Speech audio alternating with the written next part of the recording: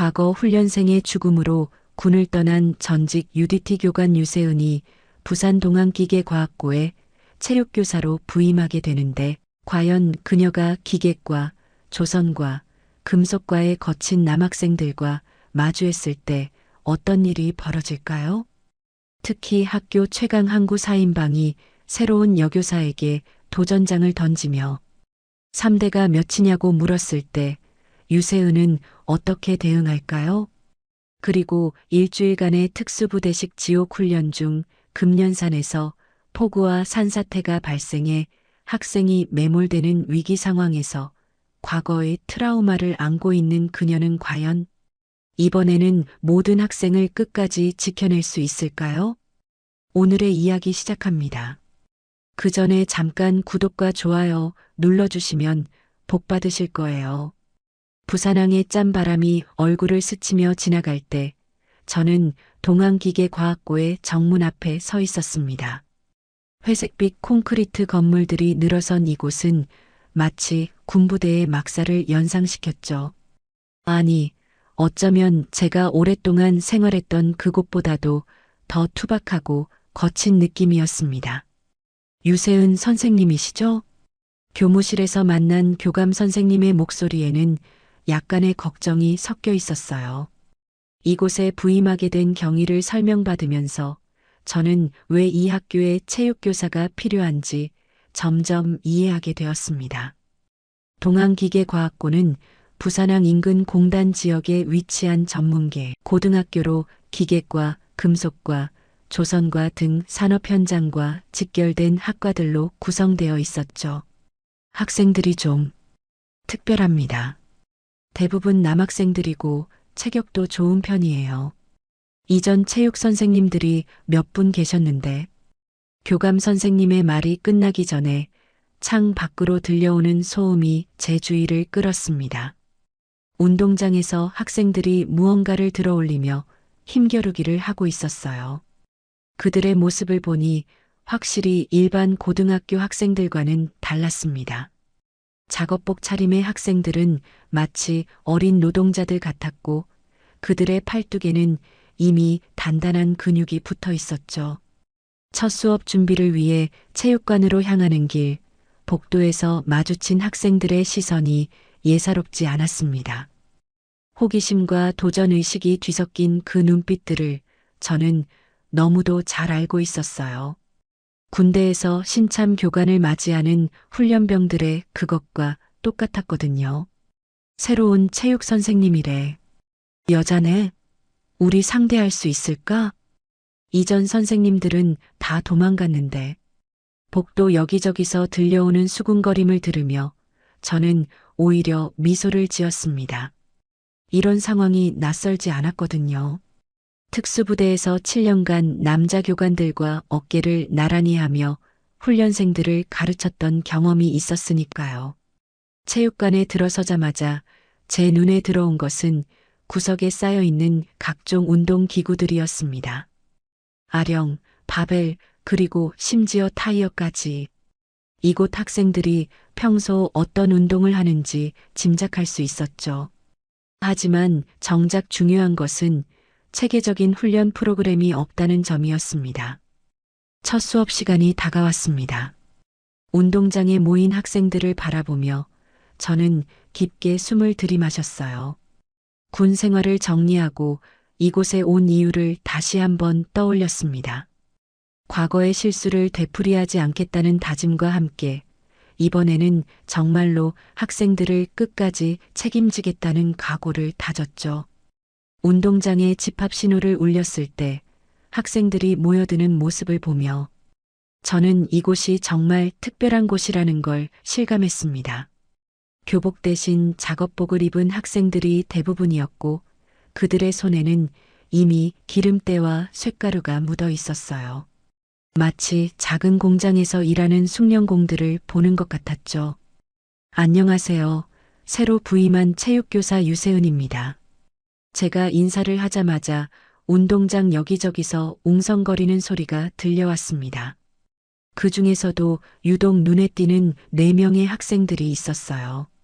나중에 알게 된 일이지만 이들이 바로 항구사인방이라고 불리는 학교의 실력자들이었습니다.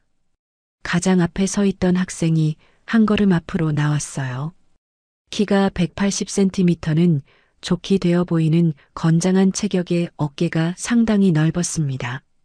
금속과 3학년 서진혁이었죠. 그의 뒤로는 조선과의 강대호, 기계과의 김태연, 그리고 가장 뒤에서 조용히 서 있는 기계과의 진유빈이 있었습니다. 선생님, 첫 수업이니까 우리끼리 인사 좀 나눠도 될까요? 서진혁의 목소리에는 도전적인 뉘앙스가 깔려 있었어요. 다른 학생들도 이 상황을 흥미롭게 지켜보고 있었습니다. 저는 이런 상황이 올 것을 예상하고 있었거든요. 어떤 인사를 말하는 건가요? 선생님 3대가 몇인지 궁금해서요. 저희도 운동을 좀 하거든요. 운동장 전체에 웃음소리가 퍼져나갔습니다. 하지만 저는 전혀 당황하지 않았어요. 이런 도전은 군대에서 수없이 받아본 경험이 있었거든요. 오히려 이 학생들이 어떤 마음가짐으로 있는지 파악할 수 있는 좋은 기회라고 생각했습니다. 3대요? 벤치프레스, 스쿼트, 데드리프트 말하는 건가요? 네, 맞습니다. 서진혁의 눈빛이 반짝였어요. 아마 제가 당황하거나 회피할 것이라고 생각했을 텐데 오히려 정면으로 받아들이는 모습에 약간 의외라는 표정을 지었습니다. 그럼 이렇게 하죠. 숫자로 말하는 것보다 직접 보여드리는 게 어떨까요? 저는 운동장 한쪽에 설치되어 있는 간이 체력 측정 장비들을 가리켰습니다. 철봉, 평행봉, 그리고 각종 장애물들이 코스처럼 배치되어 있었어요. 아마 이전 체육 선생님들이 만들어 놓은 것 같았는데 제법 체계적으로 구성되어 있었습니다. 저 코스를 함께 도전해 보는 건 어떨까요? 단순한 힘겨루기보다는 종합적인 체력을 확인해 볼 수 있을 것 같은데요. 서진혁은 잠시 동료들과 눈을 마주치더니 고개를 끄덕였습니다. 다른 학생들도 점점 더 관심을 보이기 시작했어요. 어떤 학생들은 휴대폰을 꺼내 촬영 준비까지 하고 있었습니다. 그 순간 저는 이 도전이 단순한 힘겨루기가 아니라는 걸 깨달았어요. 이것은 새로운 교사에 대한 학생들의 시험이자 앞으로의 관계를 결정짓는 중요한 순간이었습니다. 만약 여기서 제가 주저하거나 실력을 보여주지 못한다면 앞으로 이 학생들을 가르치는 것은 불가능할 거예요. 운동장의 모든 시선이 저와 서진혁에게 집중되었습니다. 장애물 코스 앞에 서니 마치 군 훈련장에 다시 돌아온 것 같은 기분이 들었어요. 철봉 구간, 평행봉 구간, 타이어 넘기, 그리고 마지막 단거리 달리기까지 이 모든 것들이 저에게는 너무도 익숙한 풍경이었습니다.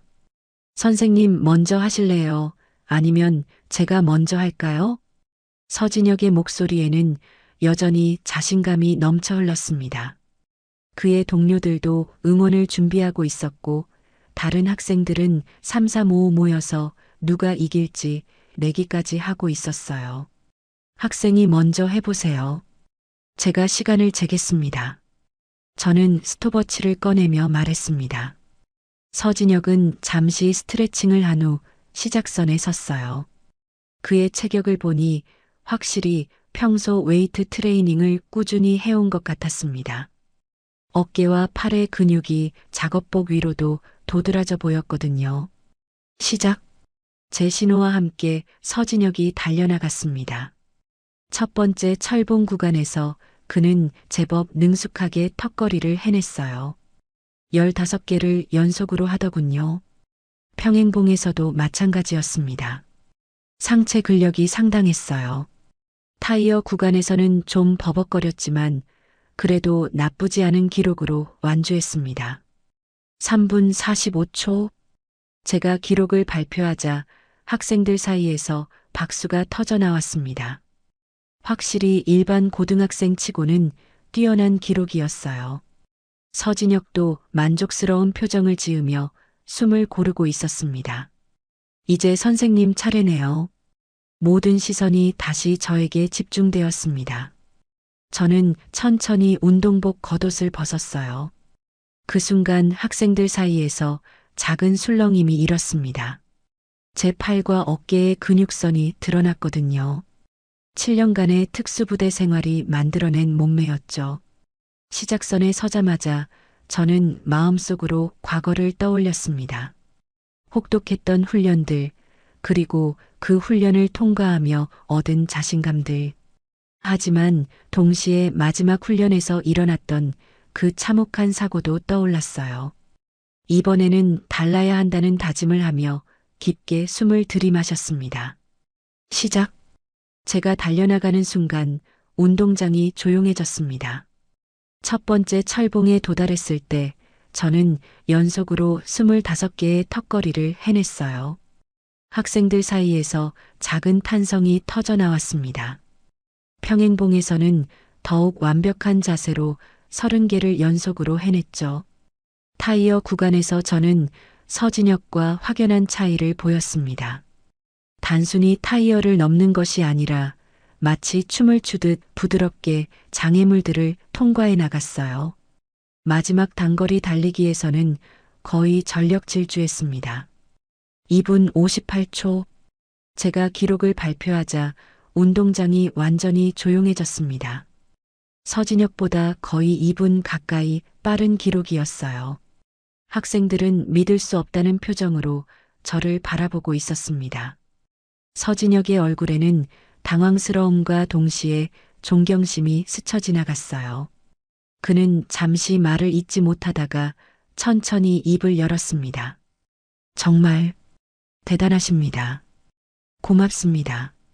하지만 이것보다 더 중요한 것이 있어요. 저는 서진혁의 눈을 똑바로 바라보며 말했습니다. 지금부터 넌 날 교관님이라 부르세요. 그리고 여기 있는 모든 학생들도 마찬가지고요. 운동장의 분위기가 순간 긴장감으로 바뀌었습니다. 하지만 저는 물러설 생각이 없었어요. 이것이 바로 진정한 훈련의 시작이었거든요. 그날 이후 학생들의 태도가 미묘하게 변하기 시작했습니다. 직접적인 반항은 줄어들었지만 대신 더욱 교묘한 방식으로 저를 시험하려 들었어요. 수업 시간에 일부러 늦게 나타나거나 훈련 중에 슬쩍 휴대폰을 만지작거리는 시기였죠. 오늘부터 새로운 훈련 프로그램을 시작합니다. 월요일 첫 수업 시간, 저는 칠판에 체계적으로 짜인 훈련 스케줄을 적어 놓았습니다. 월요일은 기초 체력, 화요일은 근력 강화, 수요일은 유연성과 균형 감각, 목요일은 순발력과 민첩성, 금요일은 종합평가. 각 요일마다 명확한 목표와 달성 기준이 설정되어 있었어요. 교관님, 이거 너무 빡센 것 아닌가요? 강대호가 손을 들며 말했습니다. 그의 목소리에는 약간의 불만이 섞여 있었어요. 다른 학생들도 고개를 끄덕이며 동조하는 분위기였습니다. 빡세다고 생각하는 이유가 뭔가요? 저희가 공부도 해야 하고 실습도 해야 하거든요. 체육 시간까지 이렇게 하면. 그렇다면 지금까지 체육 시간에 뭘 했나요? 제 질문에 학생들이 서로 눈치를 보기 시작했습니다. 솔직히 말하면 지금까지는 그냥 자유시간처럼 운영되었던 것 같았어요. 축구를 하거나 농구를 하거나 아니면 그냥 운동장에서 시간을 때우는 정도였죠. 땀의 가치를 알려드리겠습니다. 저는 단호하게 말했습니다. 그리고 실제로 그 말을 행동으로 옮겼어요. 매일 수업이 끝나면 학생들은 모두 땀에 흠뻑 젖어 있었습니다. 처음에는 불평불만이 많았지만 일주일이 지나자 변화가 나타나기 시작했어요. 특히 진유빈의 변화가 눈에 띄었습니다. 원래 내성적이고 체력이 약했던 그가 점점 운동에 흥미를 보이기 시작한 거예요. 다른 학생들이 힘든 훈련에 지쳐할 때 진유빈은 오히려 더 집중하는 모습을 보였습니다. 진유빈아, 너 요즘 많이 달라졌구나. 어느 날 수업 후 제가 그에게 말을 걸었을 때 그는 수줍게 미소를 지었어요. 교관님 덕분입니다. 처음에는 힘들었는데 지금은 운동하는 시간이 기다려져요. 하지만 모든 학생들이 진유빈처럼 순조롭게 적응한 것은 아니었습니다. 특히 서진혁과 그의 친구들은 여전히 저를 의심스러운 눈빛으로 바라보고 있었어요. 겉으로는 따르는 것 같았지만 속으로는 언제든 반격할 기회를 노리고 있다는 느낌이었습니다. 그런 긴장감이 절정에 달한 것은 목요일 오후였습니다. 순발력 훈련을 위해 준비해둔 민첩성 코스에서 사고가 일어날 뻔했어요. 김태연이 장애물을 넘다가 발을 헛디뎌 넘어질 뻔한 순간 저는 반사적으로 달려가서 그를 붙잡았습니다. 괜찮아요? 네. 고맙습니다. 김태연의 목소리에는 진심 어린 감사가 담겨 있었어요. 그 순간 다른 학생들의 눈빛도 조금씩 바뀌기 시작했습니다. 저를 단순히 엄격한 교관이 아니라 정말로 자신들을 걱정하는 선생님으로 보기 시작한 거예요. 안전이 가장 중요합니다. 아무리 좋은 훈련이라도 다치면 의미가 없어요. 그날 이후 학생들의 태도가 확연히 달라졌습니다. 여전히 훈련은 힘들어했지만 더 이상 의도적으로 반항하지는 않았어요. 오히려 서로를 챙기고 격려하는 모습까지 보여주기 시작했습니다. 특히 서진혁의 변화가 가장 인상적이었어요. 처음에는 저에게 도전장을 던졌던 그가 이제는 다른 학생들이 힘들어할 때 먼저 나서서 도와주는 모습을 보였습니다. 금요일 오후 평소보다 조용한 교실 분위기가 심상치 않았습니다. 수업을 마치고 체육관으로 향하는 길에 몇몇 학생들이 수군거리는 소리가 들렸어요. 뭔가 일이 있었다는 직감이 들었습니다. 체육관에 도착하자마자 제 눈에 들어온 것은 바닥에 산산조각난 기계 부품들이었어요. 정교하게 조립되어 있던 무언가가 완전히 부서져 있었습니다. 그 옆에서 진유빈이 무릎을 꿇고 앉아 조각들을 하나씩 주워 담고 있었어요. 무슨 일이에요? 제가 물었을 때 진유빈은 고개를 들지 못했습니다. 그의 눈가가 약간 붉어 보였어요. 다른 학생들은 어색한 표정으로 서 있었고 항구 4인방은 운동장 저편에서 농구를 하고 있었습니다. 진유빈아, 뭔가 부서진 것 같은데 괜찮아요? 네, 괜찮습니다. 제가 잘못 떨어뜨려서. 하지만 그의 목소리에서 거짓말이라는 것을 알 수 있었어요. 진유빈은 평소 자신의 발명품들을 그 누구보다 소중히 다루는 학생이었거든요. 절대 실수로 떨어뜨릴 리가 없었습니다. 저는 조용히 다른 학생에게 다가가 상황을 물어봤습니다. 처음에는 말을 꺼리더니 결국 진실을 털어놓았어요. 점심시간에 항구 4인방과 진유빈 사이에 말다툼이 있었고 화가 난 강대호가 진유빈의 발명품을 밀쳐서 바닥에 떨어뜨렸다는 것이었습니다. 서진혁, 강대호, 김태연, 진유빈 모두 이리 와보세요. 제가 부르자 4명이 모두 체육관 가운데로 나왔습니다. 서진혁과 강대호는 여전히 불만스러운 표정이었고 김태연은 어쩔 줄 몰라 하는 것 같았어요. 진유빈은 고개를 숙인 채 아무 말도 하지 않았습니다. 무슨 일이 있었는지 정확히 말해보세요. 별일 아닙니다. 그냥 실수로. 강대호가 대답하려 했지만 저는 그의 말을 막았어요. 유빈아, 내가 말해봐. 진유빈은 한참 동안 입을 열지 못했습니다. 그러다가 작은 목소리로 말했어요. 제가 만든 자동 급수 장치를 보여드리려고 했는데 강대호가 그런 쓸데없는 것 만들 시간에 운동이나 하라고 해서. 그래서 제가 화를 냈어요. 그래서 강대호가 화를 내면서 제 발명품을 밀어서 바닥에 떨어졌습니다. 진유빈의 설명을 들은 후 저는 강대호를 바라봤습니다. 그는 여전히 자신이 잘못했다고 생각하지 않는 듯한 표정이었어요. 강대호, 내 생각은 어때? 진짜 쓸데없는 거 아닌가요? 우리는 기계과 조선과 학생들인데 그런 장난감 같은 거 만들어서 뭐해요? 그 순간 진유빈의 어깨가 더욱 떨어졌습니다. 저는 강대호의 말을 듣고 오히려 냉정해졌어요. 이런 상황에서 감정적으로 반응하면 안 된다는 걸 잘 알고 있었거든요. 알겠습니다. 그럼 이렇게 하죠. 저는 바닥에 흩어진 부품들을 가리키며 말했습니다. 1시간 안에 이것을 원래대로 복원해 보세요. 강대호, 내가 부서뜨렸으니까 내가 고쳐. 저는 그런 거 못해요. 너무 복잡해서. 그럼 도움을 받으세요. 서진혁, 김태연, 너희도 함께해. 3명이 1시간 동안 부품들을 이리저리 맞춰보려 했지만 결국 포기하고 말았어요. 너무 복잡하고 정교한 구조였거든요. 그때 진유빈이 조용히 다가와서 무릎을 꿇고 앉았습니다. 제가 할게요.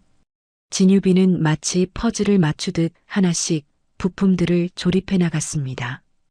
그의 손놀림을 보고 있으니 정말 대단했어요. 30분도 안 되어 완벽하게 원래 상태로 복원해냈습니다. 이것도 강함입니다. 저는 4명을 모두 바라보며 말했습니다. 너희가 아는 것과는 다른 종류의 힘이죠. 강대호, 내가 가진 힘도 소중하지만 진유빈이 가진 힘도 마찬가지로 소중해요. 그날 이후 4명 사이의 분위기가 조금씩 바뀌기 시작했습니다. 한 달이 지난 어느 화요일 오후 서진혁이 수업이 끝난 후 저에게 다가왔습니다. 그의 표정에는 평소와 다른 진지함이 서려 있었어요. 강대호, 김태연, 진유빈도 함께 따라왔습니다. 4명의 눈빛에서 무언가 중요한 이야기를 하려는 의도를 읽을 수 있었죠. 교관님, 저희가 제안하고 싶은 게 있습니다. 서진혁의 목소리는 평소보다 조심스러웠어요. 지난 한 달 동안 저와 학생들 사이에는 서로에 대한 존중이 생겨났지만 여전히 어떤 긴장감이 남아 있었습니다. 어떤 제안인가요? 저희가 직접 훈련 프로그램을 설계해 보고 싶습니다. 그리고 교관님과 함께 일주일 동안 그 프로그램을 수행해 보는 거예요. 이 말을 들었을 때 저는 조금 놀랐습니다. 지금까지 제가 짜준 프로그램을 따라오는 것도 힘들어했던 학생들이 스스로 더 어려운 도전을 제안한다는 것이 의외였거든요. 왜 그런 생각을 하게 되었나요? 저희가 정말 강해졌는지 확인하고 싶어요. 그리고 교관님이 얼마나 대단한지도 정확히 알고 싶고요. 강대호가 덧붙여 말했습니다. 그의 목소리에는 진정성이 담겨 있었어요. 지난번 진유빈의 발명품 사건 이후 그는 많이 달라졌습니다. 자신의 행동을 반성하고 다른 사람의 능력도 인정하려고 노력하는 모습을 보였어요. 어떤 프로그램을 생각하고 있나요? 특수부대 훈련이요. 진유빈이 조용히 말했습니다. 그의 말에 저는 잠시 말문이 막혔어요. 어떻게 특수부대 훈련에 대해 알고 있는지 궁금했습니다. 교관님이 이전에 특수부대에 계셨다는 걸 알고 있어요. 인터넷에서 찾아봤거든요. 해상 특수전 부대 UDT 교관이셨죠? 김태연이 말했습니다. 학생들이 저에 대해 조사해봤다는 사실이 놀라웠지만 동시에 그들의 진지함을 느낄 수 있었어요. 특수부대 훈련은 여러분이 생각하는 것보다 훨씬 위험하고 힘듭니다. 일반 고등학생들이 감당하기에는 저희 일반 고등학생 아니에요. 서진혁이 단호하게 말했습니다. 저희는 기계과 조선과 금속과 학생들이에요. 매일 위험한 기계들 다루고 무거운 철판들 옮기고 용접하고 있어요. 다른 학교 학생들보다 훨씬 강하다고 자부합니다. 그들의 눈빛을 보니 정말 진심이었습니다. 하지만 저는 과거의 기억 때문에 쉽게 결정할 수 없었어요. 마지막 훈련에서 일어났던 그 끔찍한 사고가 자꾸 떠올랐거든요. 조건이 있습니다. 결국 저는 조건부로 수락하기로 했어요. 첫째, 중도 포기는 절대 없습니다. 한번 시작하면 끝까지 해야 해요. 둘째, 안전은 제가 모든 것을 통제합니다. 제가 위험하다고 판단하면 즉시 중단이에요. 셋째, 다른 학생들에게는 비밀로 하세요. 괜한 소동을 만들고 싶지 않아요. 약속합니다. 네 명이 한 목소리로 대답했습니다. 그들의 얼굴에는 흥분과 긴장이 동시에 드러나 있었어요. 그럼 내일부터 시작하죠. 오후 5시 운동장에서 만나요. 그리고 저는 잠시 말을 멈추고 네 명을 차례로 바라봤습니다. 각오는 단단히 하고 오세요. 여러분이 지금까지 경험한 것과는 완전히 다를 테니까요. 그날 밤 저는 오랫동안 잠들지 못했습니다. 과연 이 결정이 옳은 것인지, 다시 그런 일이 일어나지는 않을지 걱정이 되었어요. 하지만 동시에 학생들의 진지한 모습을 보며 이번에는 다를 것이라는 확신도 들었습니다. 이번에는 제가 끝까지 책임지겠다는 다짐을 다시 한번 했어요. 특수훈련이 시작된 지 엿새째 되는 토요일, 마지막 훈련이 예정되어 있었습니다. 그동안 학생들은 정말 놀라운 의지력을 보여줬어요. 새벽 5시 기상, 체력 한계까지 몰아붙이는 훈련, 그리고 밤늦은 시간까지 이어지는 정신력 단련까지. 일주일 동안 이들은 정말 다른 사람이 되어가고 있었습니다. 오늘이 마지막입니다. 금년산 일대에서 야간 침투 훈련을 실시하겠어요. 금년산은 부산 수영구에 위치한 해발 400m 정도의 산으로 예전에 군 훈련장으로 사용되었던 곳이었습니다. 험준한 지형과 울창한 숲이 실전 훈련의 최적의 환경이었어요. 침투 훈련이요? 진유빈이 조심스럽게 물었습니다.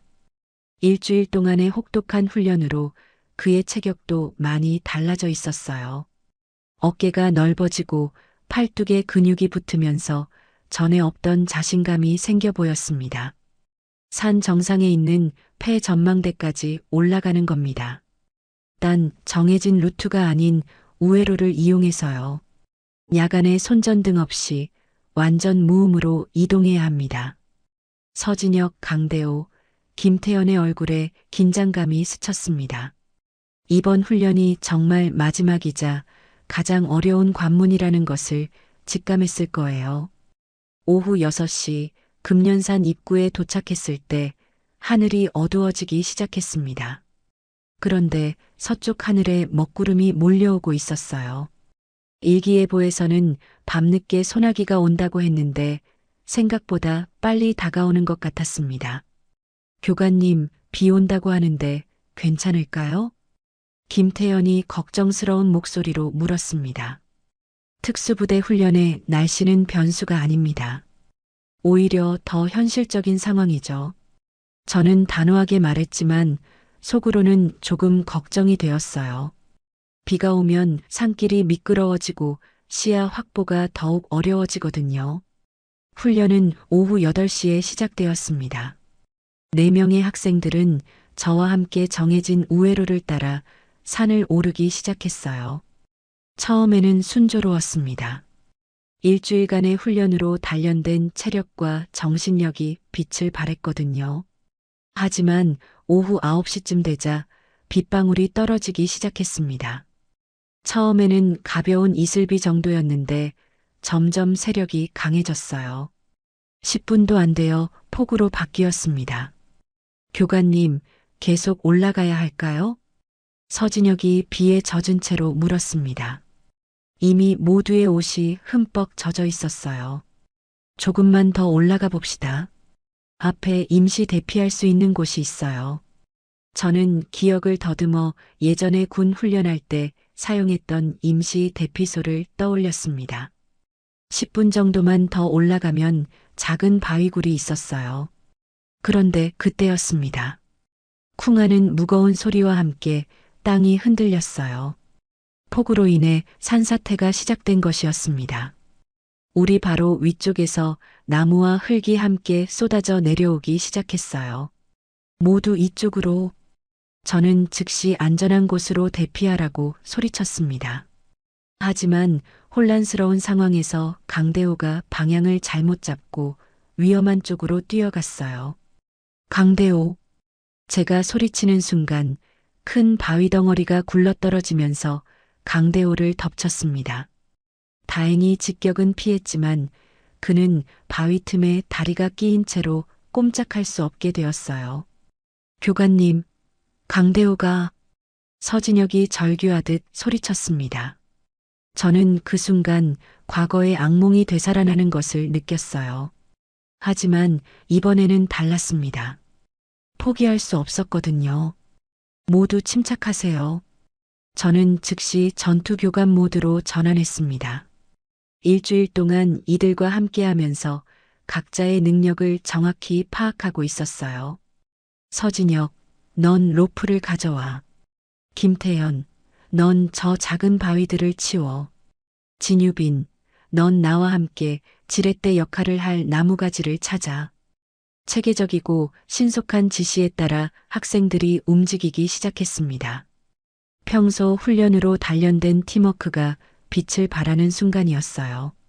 진짜 강한 사람은 위험할 때 한 사람을 위해 모두가 움직이게 하는 사람입니다. 구조 작업을 진행하면서 저는 학생들에게 말했습니다. 그리고 정말로 그들은 모두 하나가 되어 강대호를 구해냈어요. 강대호를 구조한 후 병원에서 검사를 받았을 때 다행히 큰 부상은 없었습니다. 발목에 가벼운 타박상만 있을 뿐이었어요. 하지만 그날 밤의 일은 저와 학생들 모두에게 큰 변화를 가져다 주었습니다. 월요일 아침 첫 수업 시간에 운동장으로 나갔을 때 저는 깜짝 놀랐습니다. 평소보다 30분 일찍 나온 학생들이 이미 운동장을 깨끗하게 청소해 놓았거든요. 낙엽 하나 없이 말끔하게 정리된 운동장을 보며 가슴이 뭉클해졌어요. 교관님, 안녕하십니까? 제가 나타나자 모든 학생들이 일제히 큰 소리로 인사했습니다. 그 목소리에는 진심 어린 존경심이 담겨 있었어요. 더 이상 억지로 하는 인사가 아니었습니다. 여러분도 안녕하세요. 저는 학생들의 변화된 모습을 바라보며 미소를 지었습니다. 서진혁, 강대호, 김태연, 진유빈 4명뿐만 아니라 다른 학생들도 모두 달라져 있었어요. 자세가 곧아졌고 눈빛이 또렷해졌습니다. 오늘부터는 여러분이 스스로 준비 운동을 해보세요. 제가 말하자 서진혁이 앞으로 나왔습니다. 모두 준비 운동 시작하겠습니다. 학생들이 정렬을 하는 모습을 보니 정말 놀라웠어요. 누가 시키지도 않았는데 스스로 줄을 맞추고 서로의 간격을 조정하며 완벽한 대형을 만들어냈습니다. 그리고 준비 운동을 하는 동작 하나하나도 정확하고 힘이 있었어요. 수업이 끝난 후 진유빈이 저에게 다가왔습니다. 교관님, 말씀드리고 싶은 게 있어요. 뭔가요? 제가 만든 자동 급수 장치로 전국 청소년 발명 대회에 출품했는데요. 금상을 받았습니다. 진유빈의 얼굴에는 환한 미소가 떠올라 있었어요. 예전에 내성적이고 자신감 없던 모습은 완전히 사라져 있었습니다. 정말 축하해요. 언제부터 그렇게 자신감이 생겼나요? 교관님이 말씀하셨잖아요. 이것도 강함이라고. 저는 제가 가진 강함을 이제 알겠어요. 그때 서진혁도 다가와서 말했습니다. 교관님, 저는 청소년 해양 특정 캠프에 지원하기로 했어요. 여름방학 때 한 달 동안 진짜 특수부대 훈련을 받아보고 싶어요. 정말요? 많이 힘들 텐데. 괜찮습니다. 교관님께 배운 걸로는 충분히 할 수 있을 것 같아요. 강대호와 김태현도 각자의 계획을 이야기했습니다. 강대호는 조선소 인턴십 프로그램에 지원했고 김태현은 전국 기능경기 대회 준비를 하고 있다고 했어요. 모두가 자신만의 목표를 찾아 열심히 노력하고 있었습니다. 점심시간이 되자 학생들이 스스로 운동장 정리를 시작했습니다. 아무도 시키지 않았는데 말이에요. 사용한 운동기구들을 제자리에 정리하고 운동장에 떨어진 쓰레기들을 주워 담았습니다. 오후 수업 시간에는 더욱 놀라운 일이 있었어요. 평소 체육 시간을 싫어하던 학생들까지 적극적으로 참여하기 시작한 거예요. 서진혁과 항구 4인방이 솔선수범해서 다른 학생들을 도와주고 격려하는 모습이 정말 보기 좋았습니다. 교관님께서 저희를 변화시켜 주셨어요. 수업이 끝난 후 한 학생이 저에게 말했습니다. 아니에요. 여러분이 스스로 변한 거예요. 저는 그냥 기회를 제공했을 뿐입니다. 하루 일과를 마치고 교무실로 돌아가는 길, 저는 창문 너머로 운동장을 바라보았습니다. 석양이 지는 운동장에서 몇몇 학생들이 자율적으로 운동을 하고 있었어요. 서로를 격려하고 도와주는 모습이 정말 아름다웠습니다. 그 순간 저는 과거의 아픔을 완전히 털어낼 수 있었어요. 군대에서 겪었던 그 끔찍한 사고의 기억도 이제는 두렵지 않았습니다. 왜냐하면 이번에는 정말로 끝까지 책임을 다했거든요. 이번엔 내가 끝까지 지켜냈어. 창문에 비친 제 모습을 보며 조용히 중얼거렸습니다. 동안기계과학고의 거친 학생들이 진정한 강함이 무엇인지 깨달았듯이 저도 진정한 교육자가 무엇인지 깨달을 수 있었어요. 힘으로 누르는 것이 아니라 믿음과 인내로 기다려주는 것, 그리고 위기의 순간에 함께 서 있어주는 것. 그것이 바로 진짜 교관의 모습이었습니다. 부산항의 저녁 바람이 창문 틈으로 스며들어왔습니다. 이제 이곳이 정말 제 자리라는 생각이 들었어요. 송곳니라는 호출명 대신 학생들이 진심으로 불러주는 교관님이라는 호칭이 훨씬 더 소중하게 느껴졌습니다. 오늘도 귀한 시간 내어 끝까지 시청해주신 구독자 여러분 진심으로 감사드립니다. 오늘의 이야기가 마음을 울렸다면 구독과 좋아요, 댓글 부탁드립니다. 이 영감 계속 버틸 거야? 우리가 몇 번을 말했는데 경비일 계속하고 싶으면 알아서 해. 우리 말 안 들으면 여기서 못 살게 만들 수도 있어. 2주일간의 극한 산악 생존 침투 훈련을 마치고 오랜만에 집으로 돌아가는 길, 강설이는 경비실에서 벌어진 충격적인 장면을 목격하게 됩니다. 오늘의 이야기 시작합니다. 그 전에 잠깐 구독과 좋아요 눌러주시면 복 받으실 거예요. 2주일간의 극한 산악 생존 침투 훈련을 마치고 나니 몸은 지쳐 있었지만 마음만큼은 한결 가벼웠습니다. 707특임단 매화팀에서 받은 짧은 휴가 통지서를 손에 쥐고 있으니 정말 오랜만에 집으로 돌아갈 수 있다는 실감이 났어요. 부대에서 나와 서울 외곽으로 향하는 버스에 몸을 맡기며 창밖을 바라보니 도시의 불빛들이 하나둘씩 켜지기 시작하더군요. 훈련 중에는 별빛과 달빛만이 전부였는데 이렇게 따뜻한 인공 조명을 보니 문명의 품으로 돌아온다는 기분이 들었습니다. 손목시계를 보니 오후 6시를 넘어가고 있었어요. 은성 아파트 정류장에서 내려 익숙한 골목길을 걸어가는 발걸음이 어느새 빨라지고 있었습니다.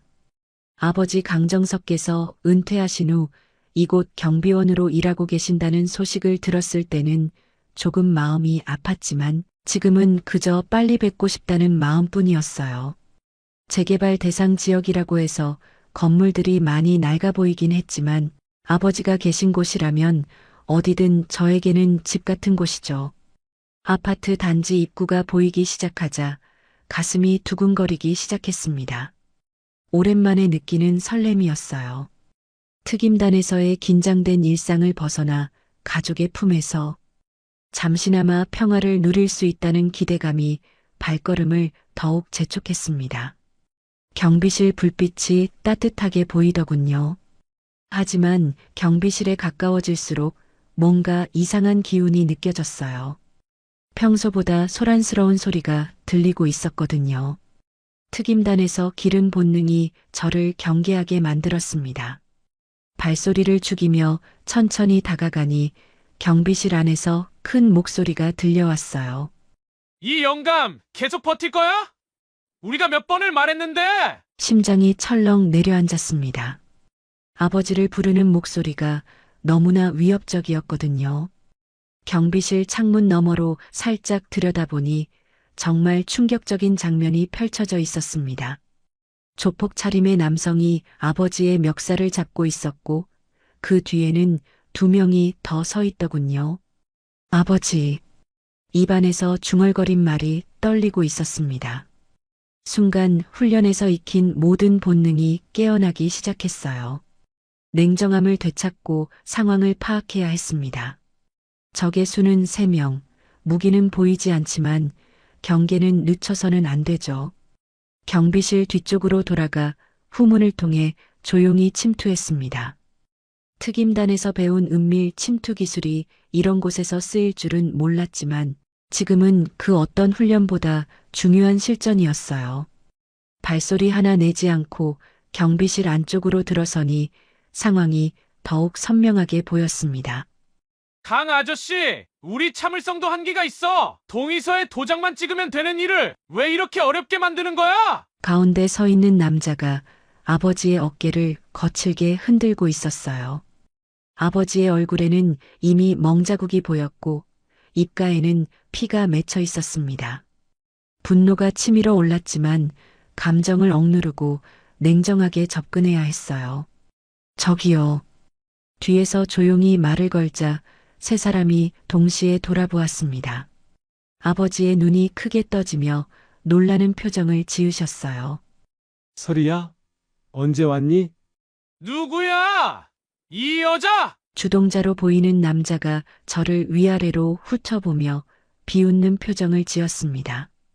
제가 그저 평범한 젊은 여성으로 보였나 보더군요. 아저씨 딸이에요. 일단 우리 아버지한테서 손 떼세요. 아, 딸이 왔네. 그럼 더 좋지? 아버지 대신 딸이 설득해봐. 동의서에 도장만 찍으면 되는 간단한 일이야. 남자가 제게 다가오며 손을 뻗었습니다. 그 순간 저의 몸이 반사적으로 움직였어요. 상대의 손목을 잡고 비틀며 무릎으로 복부를 가격했습니다. 남자가 신음을 내며 바닥에 쓰러지자 나머지 2명이 당황해하며 달려들었어요. 하지만 이미 늦었습니다. 왼쪽에서 오는 주먹을 피하며 팔꿈치로 상대의 턱을 가격했고 오른쪽 남자의 발차기를 잡아 넘어뜨렸어요. 불과 10초도 안 되어 3명 모두 바닥에 널브러져 있었습니다. 다시는 우리 아버지 앞에 나타나지 마세요. 차갑게 말하며 주동자의 멱살을 잡고 일으켜 세웠습니다.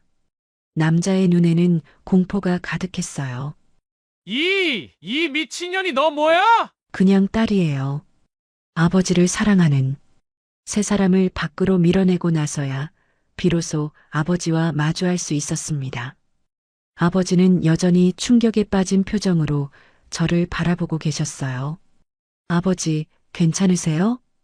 경비실 문을 잠그고 나서 아버지께 다가갔습니다. 아버지의 왼쪽 팔에 선명한 멍자국이 보였고 입가의 상처도 생각보다 깊어 보였어요. 응급처치 용품을 찾아 소독약을 발라드리면서도 마음은 복잡했습니다. 설이야, 언제부터 그런 걸 배웠니? 너 대체. 아버지, 지금 그게 중요한 게 아니에요. 저 사람들이 누구고 왜 아버지를 괴롭히는 거죠? 아버지는 한숨을 깊게 쉬시며 의자에 주저앉으셨습니다. 오랫동안 혼자 감당해 오셨던 무게가 얼마나 무거웠는지 그 표정만 봐도 알 수 있었어요. 설이야, 아버지가 너한테 말하지 못한 게 있다.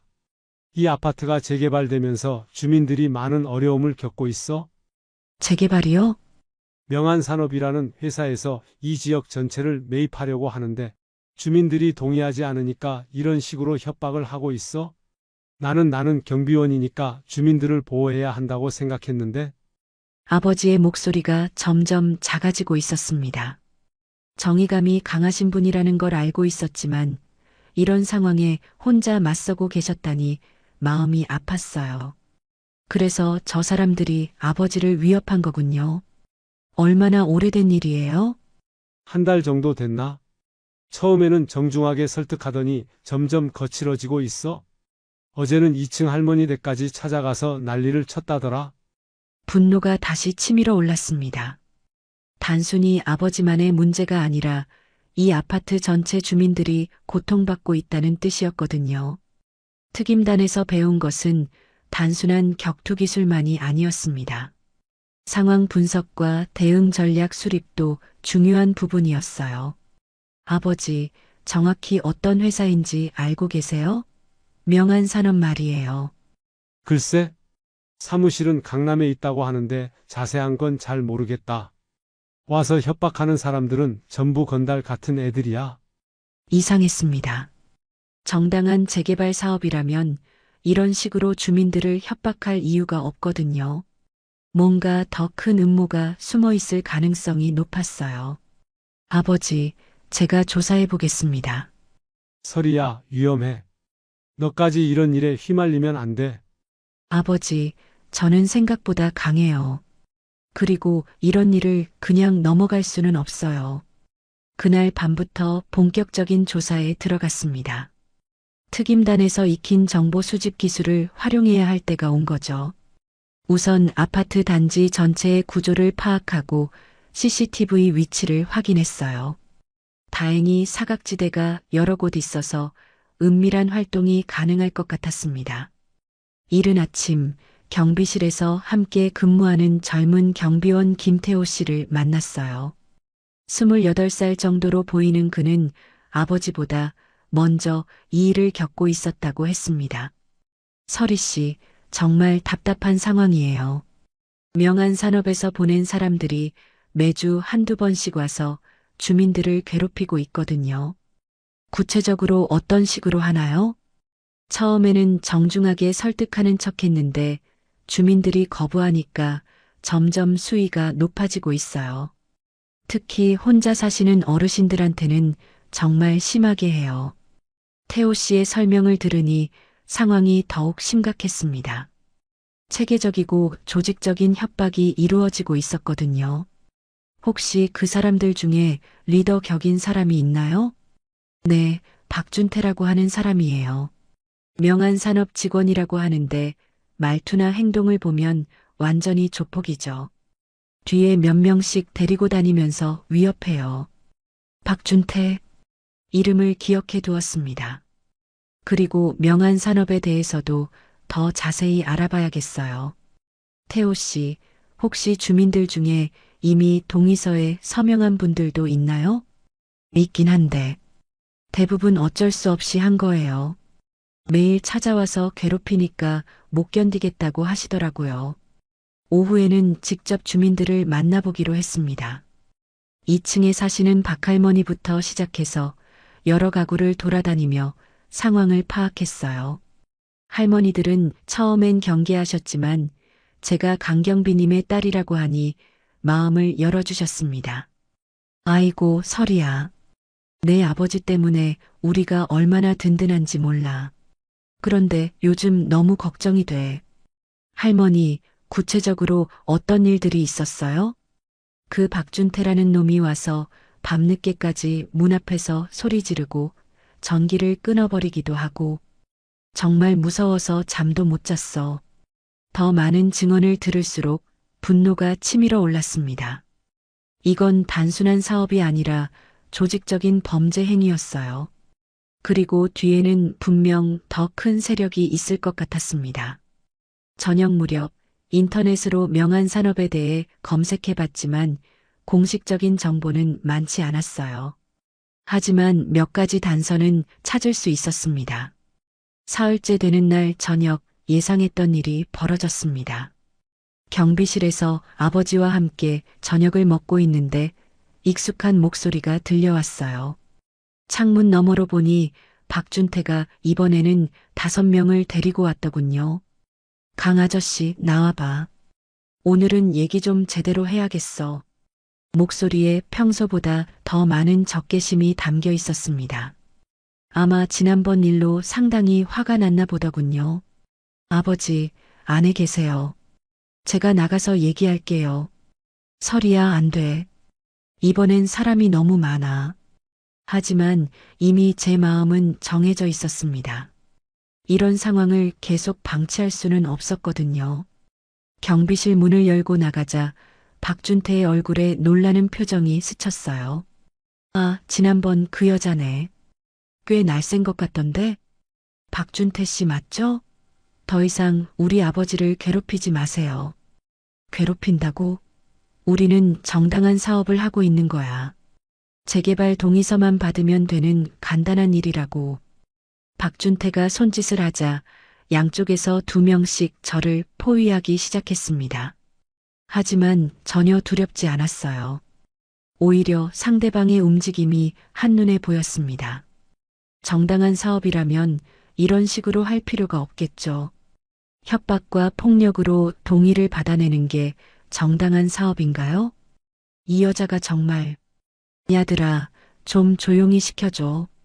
왼쪽에서 먼저 덤벼들었습니다. 주먹을 휘두르며 달려오는 상대의 팔을 잡고 어깨 넘어뜨리기로 바닥에 내동댕이 쳤어요. 동시에 오른쪽에서 오는 발차기를 피하며 반격했습니다. 뒤에서 몽둥이 같은 걸 들고 오는 사람이 보였지만 이미 늦었어요. 돌려차기로 무기를 떨어뜨리고 연속 타격으로 제압했습니다. 나머지 2명도 금세 바닥에 널브러졌죠. 박준태만 남았습니다. 그의 얼굴에는 경악과 분노가 뒤섞여 있었어요. 너 대체 뭐야? 어디서 배운 거야? 그건 중요하지 않아요. 중요한 건 당신들이 여기서 하고 있는 일이 범죄라는 거죠. 박준태를 벽으로 밀어붙이고 목을 눌렀습니다. 그의 눈에 공포가 가득했어요. 황진우 회장님이 가만두지 않을 거야. 황진우요? 명한산업 회장인가요? 그래. 우리 뒤에는 큰 사람이 있어. 너 같은 게 함부로 건드릴 수 있는 상대가 아니라고. 중요한 정보를 얻었습니다. 황진우라는 인물이 배후에 있다는 것, 그리고 이들이 단순한 건달이 아니라 조직적으로 움직이고 있다는 것을 확인했어요. 황진우에 대한 조사를 시작한 지 이틀 만에 상상하지 못했던 일이 벌어졌습니다. 오후 4시쯤 부대에서 연락이 와서 잠시 외출했다가 돌아오니 경비실이 텅 비어 있었어요. 아버지가 계셔야 할 시간인데 어디에도 보이지 않았습니다. 태호 씨, 우리 아버지 어디 가셨어요? 그게 1시간 전쯤에 누군가 전화를 했는데 급한 일이 있다고 하시면서 나가셨어요. 가슴이 철렁했습니다. 아버지께서 근무 시간에 자리를 비우시는 일은 거의 없거든요. 휴대폰으로 연락해봤지만 계속 꺼져 있었어요. 정확히 몇 시에 나가셨죠? 3시 반쯤이었던 것 같아요. 그런데 표정이 좀 심각하셨어요. 직감적으로 뭔가 잘못됐다는 것을 알 수 있었습니다. 황진우 쪽에서 아버지를 이용해 저를 끌어내려는 것 같았어요. 냉정하게 생각해야 했습니다. 다행히 며칠 전에 아버지 휴대폰에 위치 추적 앱을 설치해 둔 게 있었어요. 급한 상황에 대비해서 미리 준비해 둔 것이 이런 때 도움이 될 줄이야. 추적 결과 아버지의 휴대폰 신호는 서울 외곽의 폐공장 지역에서 나오고 있었습니다. 예상했던 대로 황진우 쪽에서 아버지를 납치한 것 같았어요. 저녁 7시 혼자서 그 폐공장으로 향했습니다. 특임단 훈련 때 배운 야간 침투 기술을 활용해 건물 주변을 정찰했어요. 경비는 생각보다 허술했지만 내부에 상당한 인원이 있는 것 같았습니다. 공장 뒤쪽 창문을 통해 들어가니 익숙한 목소리가 들렸어요. 박준태가 누군가와 전화 통화를 하고 있었습니다. 회장님, 늙은이는 확보했습니다. 그 여자놈이 올 때까지 기다리면 되죠? 그래, 이번엔 확실히 해라. 그 여자가 누군지 모르겠지만 우리 일을 방해하는 건 용납할 수 없어. 전화 너머로 들리는 목소리가 황진우인 것 같았어요. 아버지를 인질로 잡고 저를 유인하려는 계획이 분명했습니다. 조심스럽게 내부를 탐색하니 아버지가 한쪽 방에 묶여 계셨어요. 다행히 큰 부상은 없어 보였지만 걱정스러운 표정을 지고 계셨습니다. 아버지. 작은 소리로 부르자 아버지가 고개를 돌리셨어요. 놀라면서도 안도하는 표정이었습니다. 설이야, 왜 왔니? 위험해, 빨리 가. 아버지, 조용히 하세요. 제가 구해드릴게요. 하지만 그 순간 뒤에서 박준태의 목소리가 들렸습니다. 역시 왔군. 이번엔 혼자 온 것 같은데? 돌아보니 박준태와 함께 대여섯 명의 남자들이 저를 포위하고 있었어요. 이번에는 무기까지 들고 있더군요. 폐공장에서의 격투는 제 인생에서 가장 치열한 싸움이었습니다. 수십 명의 적들과 맞서면서도 아버지를 보호해야 했거든요. 다행히 특임단에서 익힌 다대일 전투 기술이 빛을 발했어요. 몽둥이와 쇠파이프로 무장한 상대들을 하나씩 제압하면서 아버지를 구출할 수 있었습니다. 가장 마지막에 남은 건 황진우의 최측근이라는 김현수였어요. 독사라는 별명을 가진 이 남자는 다른 이들과는 차원이 달랐습니다. 하지만 결국 제압할 수 있었고 그 과정에서 중요한 정보를 얻었죠. 황진우가 시의원들과 경찰서장까지 매수했어. 이 일은 내가 혼자 해결할 수 있는 게 아니야. 김현수의 고백을 통해 이 사건이 단순한 재개발 비리가 아니라 정치권과 연결된 거대한 부패 사건임을 알 수 있었습니다. 사흘 후 저는 의도적으로 경찰에 자수했어요. 폐공장에서 일어난 일을 모두 신고하면서 동시에 제 휴대폰에 저장된 모든 증거를 제출했습니다. CCTV 영상, 녹음 파일, 협박 증거들까지 모든 것을 준비해뒀거든요. 강설희 씨, 현재 상해 혐의로 기소될 예정입니다. 변호사 선임하시겠습니까? 네, 그런데 군에서 법무팀을 보내준다고 했어요. 707 특임단에서 파견된 법무팀은 정말 유능했습니다. 제가 수집한 증거들을 체계적으로 정리해서 정당방위 논리를 구축했어요. 재판 당일 법정에는 많은 사람들이 몰려왔습니다. 은성 아파트 주민들, 언론, 그리고 황진우 측 변호사들까지. 긴장되는 순간이었지만 제가 한 일이 옳다는 확신이 있었어요. 피고인 강설희는 아버지와 주민들을 보호하기 위해 불가피하게 정당방위를 한 것입니다. 오히려 진짜 범죄자는 조직적으로 주민들을 협박한 명한산업과 황진우입니다. 변호사님의 변론이 이어지는 동안 저는 증인석에서 김현수를 발견했어요. 그가 왜 여기 있는지 궁금했는데 곧 놀라운 일이 벌어졌습니다. 재판장님, 증인 김현수가 중요한 증언을 하겠다고 합니다. 김현수가 증인석에 서더니 떨리는 목소리로 말하기 시작했어요. 황진우 회장의 지시로 주민들을 협박했습니다. 시의원과 경찰서장에게 뇌물을 준 것도 사실이고 이 모든 일은 황진우 회장이 계획한 것입니다. 법정이 술렁였습니다. 황진우의 얼굴이 새하얗게 변했어요. 저는 그런 지시를 한 적이 없습니다. 하지만 이미 늦었습니다. 김현수의 증언과 제가 제출한 증거들이 맞아떨어지면서 사건의 전모가 드러났거든요. 한 달 후 재판부는 저에게 무죄를 선고했습니다. 정당방위가 인정된 것은 물론이고 오히려 사회정의 실현에 기여했다는 평가까지 받았어요. 법정을 나서는 순간 은성 아파트 주민분들이 박수를 쳐주시는 모습을 보니 가슴이 뭉클했습니다. 설이야, 정말 고마워. 내가 아니었다면 우리가 어떻게 됐을지. 박할머니께서 제 손을 꼭 잡으시며 눈물을 글썽이셨어요. 할머니뿐만 아니라 다른 주민분들도 하나둘씩 다가와 감사 인사를 전해주셨습니다. 황진우와 명한산업은 완전히 해체됐습니다. 부패한 정치인들과 경찰들도 수사를 받게 됐고 은성 아파트는 공정한 재개발 절차를 밟게 됐어요. 주민들의 권익을 보장하는 투명한 방식으로 진행된다고 했습니다. 가장 기뻤던 것은 아버지의 표정이었어요. 오랫동안 혼자 감당하셨던 무게에서 벗어나시니 얼굴이 한결 밝아지셨거든요. 설이야, 아버지가 미안해. 너한테 이런 일까지 맡겨서. 아버지, 무슨 말씀이세요? 가족이니까 당연한 거예요. 그리고 저도 많이 배웠어요. 저녁 무렵 경비실에서 아버지와 함께 차를 마시며 이야기를 나눴습니다.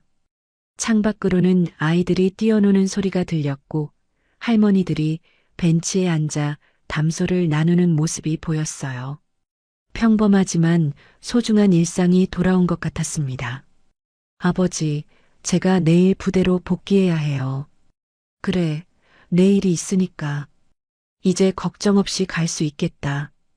혹시 또 이상한 일이 생기면 바로 연락하세요. 제가 언제든지 달려올게요. 다음 날 아침 부대로 돌아가는 길에 버스 창문으로 은성 아파트를 바라봤습니다. 며칠 전과는 완전히 다른 분위기였어요. 평화롭고 안전한 곳으로 돌아간 것 같았습니다. 특임단으로 복귀한 후 상관들은 제가 겪은 일에 대해 높이 평가해 주셨어요. 실제 상황에서 훈련 내용을 적용해 시민을 보호했다는 점에서 모범 사례라고 하더군요. 강설의 상사, 이번 일로 많이 배웠을 것 같은데 어떤가? 네, 훈련장에서 배운 기술도 중요하지만 정의감과 용기가 더 중요하다는 걸 깨달았습니다. 그날 밤 숙소에서 일기를 쓰며 지난 일들을 정리해 봤어요. 저는 더 이상 아버지의 그림자 속에 숨어 있는 딸이 아니었습니다. 스스로의 힘으로 가족과 이웃을 지킬 수 있는 사람이 된 것 같았어요. 앞으로도 이런 마음으로 세상의 빛을 비추는 존재가 되고 싶다는 다짐을 하며 하루를 마무리했습니다. 오늘도 귀한 시간 내어 끝까지 시청해주신 구독자 여러분 진심으로 감사드립니다. 오늘의 이야기가 마음을 울렸다면 구독과 좋아요, 댓글 부탁드립니다.